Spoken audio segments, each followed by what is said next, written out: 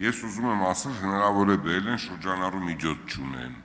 իրացման ծավալներն է նվազել, մենք ինչ ձևով ենք ուղեկցում մինչև տրամաբանական ավարտը, վերջին հաշվով պետությունը